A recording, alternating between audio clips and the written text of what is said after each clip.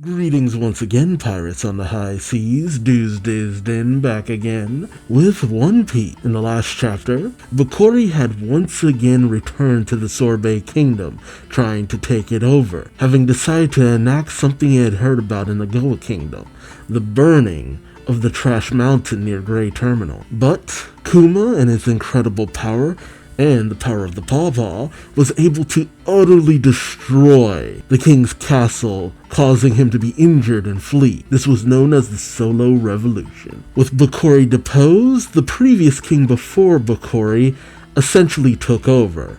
Though the people do hail Kuma as the king, Kuma knows that he is no ruler. So Bulldog takes over, and a lot of the elders who Kuma confide in actually do admire Bulldog and his nicer way of doing things. It is during a discussion with Bulldog about Bokori slandering Kuma's name, giving him the title of tyrant. At an unknown point, Bonney had eaten the age fruit, which many thought might cure her sapphire scales, but this was not the cure needed. However, Bokori was not deterred. Everyone knew that he'd come back with marine assistance, especially after such slander, and Kuma, not wanting Bokori to take anything out on the kingdom, decided to meet those marine vessels, which he subsequently sank. But this was essentially fine by Kuma. Being on the run gave him the opportunity to search many a place in order to hopefully find out how best to cure Bonney. Through his travels, we saw many of the places he would one day send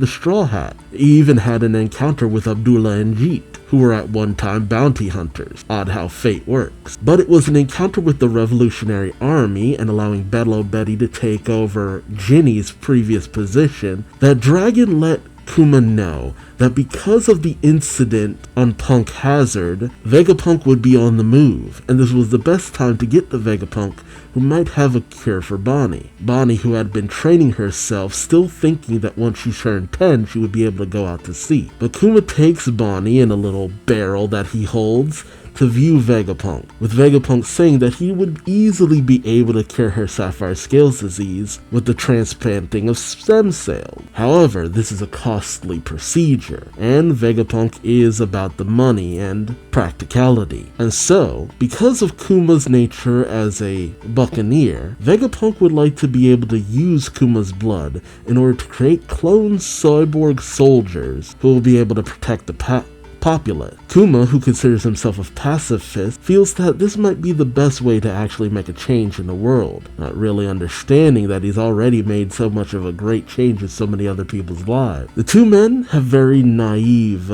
and well-intentioned goals. Naturally, St. J. Garcia Saturn, head of science, is listening into all of this and knows that such an endeavor could be beneficial to what he's up to, creating great warriors for the world government. So, we already know how the pacifistas come to be made, but we have still yet to see how it is that Kuma ends up giving up his body. More than likely, it's Bonney's life that is threatened. So, brace yourself, as I do as well, for the tragedy that continues to be the life of Bartholomew Kuma, shall we? Alright, One Piece chapter 1100. Wow, what a milestone. Thank you, Bonney. Ooh, this is about to get sad, isn't it? Reader requests Usopp watching Sanji chop vegetables and being reminded of the Usopp pirate crew by Noda Skywalker. Which is funny because it reminds me that, oh yeah, it's been 2 years, Usopp doesn't know what they currently look like. You got carrot, pepper, and onion, which makes it kind of ironic that he never grew close to Carrot. Not to say that they were, like, adverse to each other, but, you know, he wasn't there at Whole Cake. Alright, let's jump in. It's like they're out camping, too. We see Admiral Kizaru, aka Borsalino, looking even more like a gangsta. Damn, it feels good to be a gangsta. Meeting with Vegapunk and Kuma at Laboratory 8, soon to be Egghead. He says, "It's business that brings me here today, not pleasure." Brr. Chilly, eh? Not at all like Punk Hazard. Vegapunk says, "This is the place where I plan to recreate the very future of humanity. In fact, I'm having difficulty keeping on top of all the ideas that flow endlessly from my mind." Borsalino tells him, "You know so many things, and yet you don't know every inch of this laboratory yet." Of course. Vegapunk huffs, while Borsellino says, we can't have you negotiating with pirates in secret. And we see a Den Mushi up above with the world government sigil on it watching. Vegapunk says, oh, shut up, Borsellino. This is what I hate most about you. And Borsellino says, sorry. Look, I'm sorry. It's my job. Ooh, and we even see DS Drake waiting outside with a whole bunch of Marines. So he's been to Egghead too. Interesting. I wonder if that'll ever come back into play at some point. We have a Den Mushi communicating with the words of St. J. Garcia Saturn coming out, who says, this may not matter to you, Vegapunk, but regardless of Bartholomew Kuma's suitability to be a model of clone soldiers, he is a pirate worth a 296 million berry bounty on his head. So here we go. About to become a warlord. It would shame the Navy for us to use clone soldiers of such a man. So I have some conditions for you, Bartholomew Kuma. The first is that you will join the 7 warlords as a pirate. A rookie named Ace recently knocked out one of the 7. Oh, and we have been searching for a replacement. Okay, I'd heard that Ace was being recruited, but I didn't know that one of the 7 was taken out by Ace. Who was it? Interesting. The pirating world is growing restless, and you would be ideal as a warlord. Kuma listens, obviously a little nervous about all this. Saturn continues on saying, my second condition, Kuma, is that you must be a human weapon for the Navy. Kuma asks, you mean have them augment my body? Saturn tells him that's right. Your unique qualities will make you a menace to other pirates. Kizaru adds, that'd be a big help to us in the Navy too. Vegapunk shouts, shut up, Kizaru! Saturn continues saying, he's right. But Kuma also has a prior record of revolutionary activity. We cannot have that power turned against the world government. Therefore, my third condition is that you must ultimately abandon your mind and your free will. There it is. And this would be why Bonney blames Saturn for everything that's happened. It makes sense. He was the one who wanted the erasure of what makes Kuma a person. Ooh, and Vegapunk is outraged, standing up shouting, now wait a second, you're asking him to die, Saint Saturn. Is this just because you can't control the other 7 warlords at a whim? Removing the human will from a cyborg just turns it into a simple robot. Are you asking me to kill this man? Saturn tells him, you're in no position to make demands, military scientist. These are my 3 conditions to have your daughter's life saved. We have no obligation to put up the massive funds needed to save one measly little girl's life, unless you promise to uphold these conditions. That might be why a lot of people keep saying to just leave Bonney alone, because it's like a lot of money went into saving her life. It gotta be a waste to just kill her off so soon. Vegapunk tells them, this is murder, pure and simple. To perform such an operation would violate all human morality and... But Kuma interrupts saying, would you do it on me, Vegapunk? Vegapunk is shocked, shouting, Kuma! Kuma, hand on his face, says, I was so worried that his demands would be impossible, and I wouldn't be able to save Bonney despite being so close. And much to Vegapunk's shock, Kuma's crying tears of joy, saying, thank you, I will gladly accept any fate if it means curing Bonney's disease. Jeez. Vegapunk is stunned, tears welling up in his eyes, and even Kizaru is visibly shaken by this. And we see Bonney still playing with Sentomaru, running through the lab with many scientists watching on smiling. Yeah, it's inside, so no natural light. Probably be one of the few places she could actually run around most of. It's so interesting to see she has this relationship with Sentomaru. It explains why we never saw Bonney meet Sentomaru to any capacity either beforehand. Oh man, that's so wild. Back with the meeting with Saturn. Saturn asks Vegapunk, how long will it take for Kuma's augmentation and the full treatment of his daughter's disease? Vegapunk says half a year to treat the sapphire scale, and another full year before she can go outside safely. It's a year and a half altogether. For Kuma's procedure, 2 years at least. Yeah, and she's 8. Yeah, and Kuma even says it, saying, I'm so glad Bonney will be cured by her 10th birthday. Just in the nick of time. Gee. And it explains why Kuma did so as much as he did at Saboti, because Bonney had escaped. But why did he still go back to finish the procedure? Oh, because Bonney had been recaptured. Hell, He might not even have known that Bonney had been freed. Oh, jeez. Damn. This has turned essentially into watching someone who has cancer inevitably going to their end. Like, it's terminal. There's no way to save him. We know he dies. Damn. I'm trying to like shake off like the utter just dismay of the situation. Alright, Saturn then continues to say, think of your daughter as our hostage. Once she is cured, you will no longer have any reason to obey us, of course. Kuma tells him, I'm not going anywhere. But Saturn tells him, but we must be certain. The world government will take custody of her after her treatment. Her freedom will be granted only when you have fully lost your free will. This angers Vegapunk, who says, then Kuma and Bonney will never see each other again once she's better. Man, you're really seeing the lowest side of him just coming out. And it makes sense why he separated Lilith and Atlas, because having anger and having the evil side and then having the side that is filled with righteous wrath, don't separate those two things. Saturn tells him it would seem so. While Kuma is undergoing the augmentation process, you will reign over the seas as a warlord. You will be forbidden from contacting your daughter or escaping after the procedure. If you violate that order, your daughter will be turned into a slave. Of course. Now, of course, this would be something that really shakes Kuma as he swallows profusely. Kuma says, I will never meet with her, but I just have one request. I don't want Bonney to know about her disease, or the fact that she is being held hostage, so I ask that once Bonney's surgery is done, she not be held in some drab government facility, but in the comfort of the church in the Sorbet kingdom where she grew up. If you promise me that, I will never go to visit her, and I will do exactly as you command me. Gee. Saturn pauses, but ultimately says, very well. As long as she is under watch, it doesn't matter where. This should prove to be an interesting 2 years. Gee. Kuma then meets with Bonney, who says, you'll be staying here for the next 6 months, Bonney. Bonney says, huh?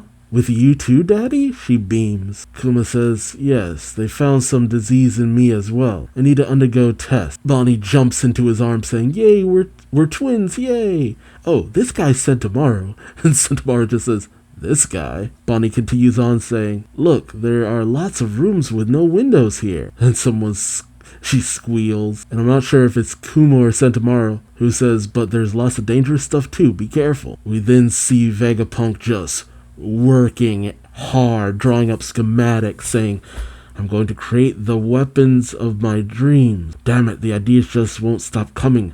I need someone else here to help me write out what's in my brain. I need you to eat for me and go to the bathroom too. I'm so busy I just want to rage. Oh, another idea. I'm short-handed. I need more hands. If only there were 5 more of me. Yeah.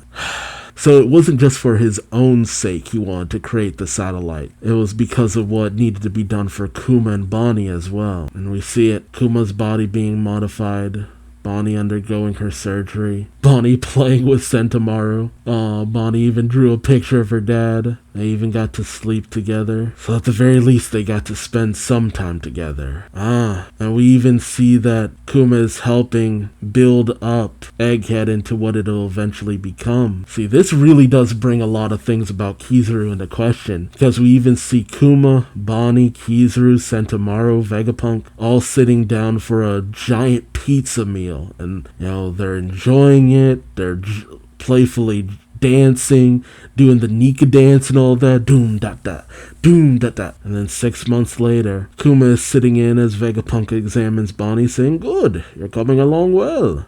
In another year, you should be good as new. Kuma says, thank you, Vegapunk. And Bonney as well, saying, thank you. Can I come back when I'm cured?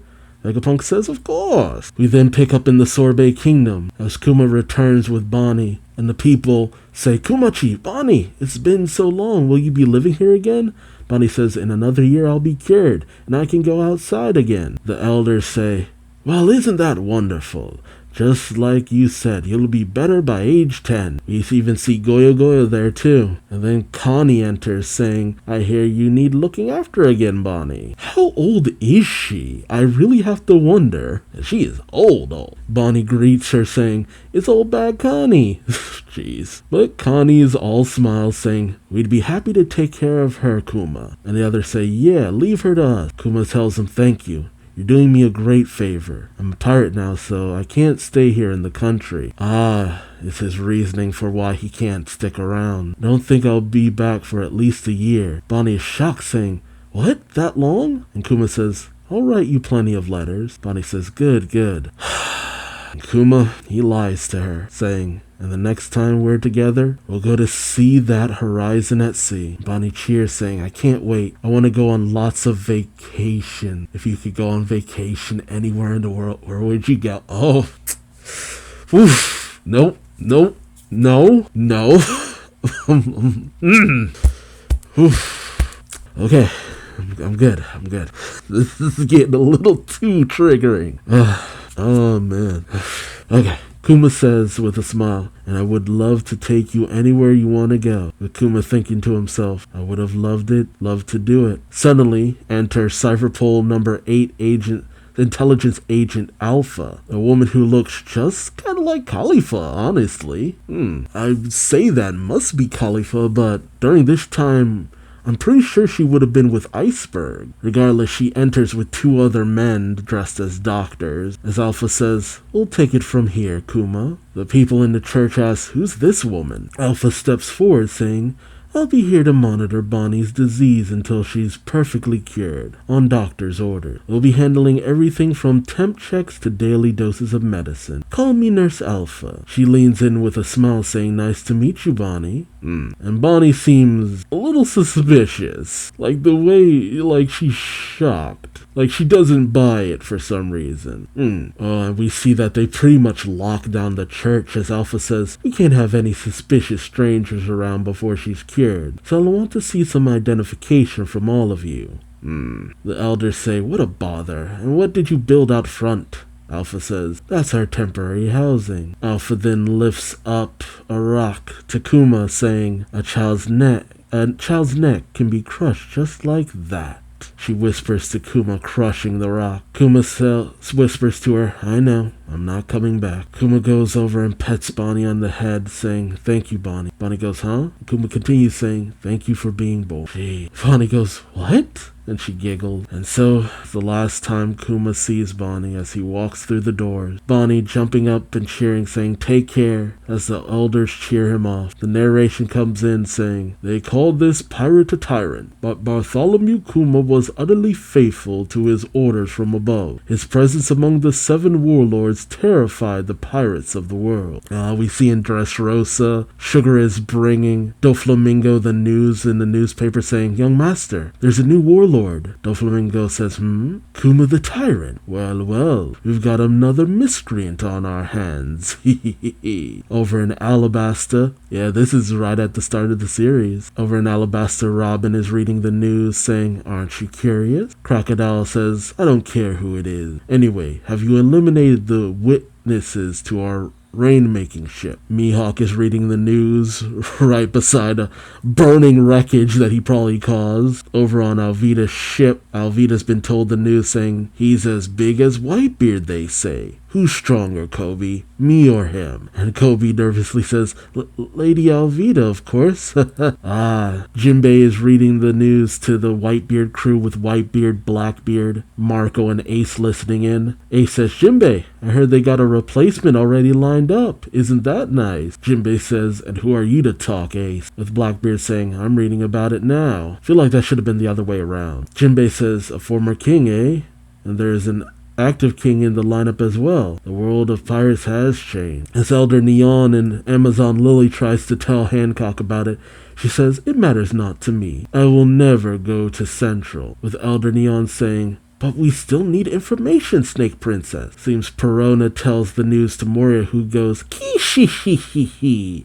A paw-palmed man? What kind of power is that? Alperona says, even still, he's a warlord too, master. You see, Dragon has heard the news but doesn't comment, but the others at Baltigo, Sabo, and Koala are shocked with Hack listening in as Sabo says, aren't the 7 warlords servants of the government? Koala says, Kuma would never do something like that.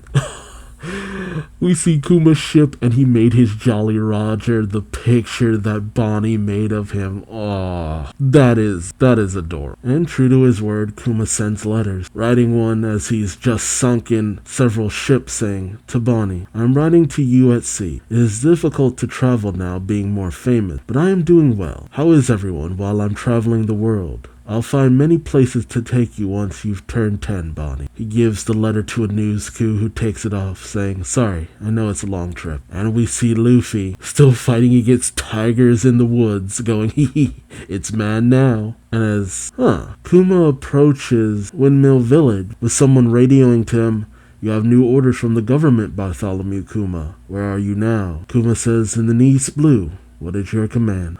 He went to Windmill Village? I wonder why. Nothing really too revolutionary here, for lack of better words. It's all stuff that you kind of assumed, but it's interesting to see it play out. Although some of the biggest questions that a lot of this pose ultimately are, which we'll probably see going forward, in no particular order, are Kizaru seemed to be pretty chummy with Kuma and the others. I wonder, Kuma being down for the count, it's starting to look a lot less like, Luffy really screwed him up, and more that Kizaru just doesn't want to keep fighting. Like he was looking for any excuse not to fight. It all also makes it seem as though maybe the reason why Kizaru was sent to Sabaody wasn't just because of the whole incident with Luffy and the Celestial Dragons, but it was also maybe to find Bonney. There's also the question of how did Bonney escape? I mean, because of her Devil Fruit ability, she always manages to slip through the cracks, so I have to wonder, how many people knew about her age-changing ability? Maybe that's how she slipped past Cypher Pole 8 and then hooked up with Goyo Goyo. Though even with Devil Fruit powers, she made it pretty far. I mean, being able to change anyone's ages, yeah, I could see how that could have gotten her, up to Sabaody. If she traveled in the right ways, but getting into the new world like she did, that's pretty capable. Although it's mostly her sticking around the red line up until after the leveling or reverie, whatever you want to call it. And now knowing how this all worked out, I have to wonder, who was the warlord before Kuma? All things considered, I'm surprised we never just had like a movie about something like that. So Kuma was only a warlord a year and a half before we met him at Thriller Bark, So he had the shortest tenure. And I'm looking at the warlord list. Doflamingo joined around 10 years ago.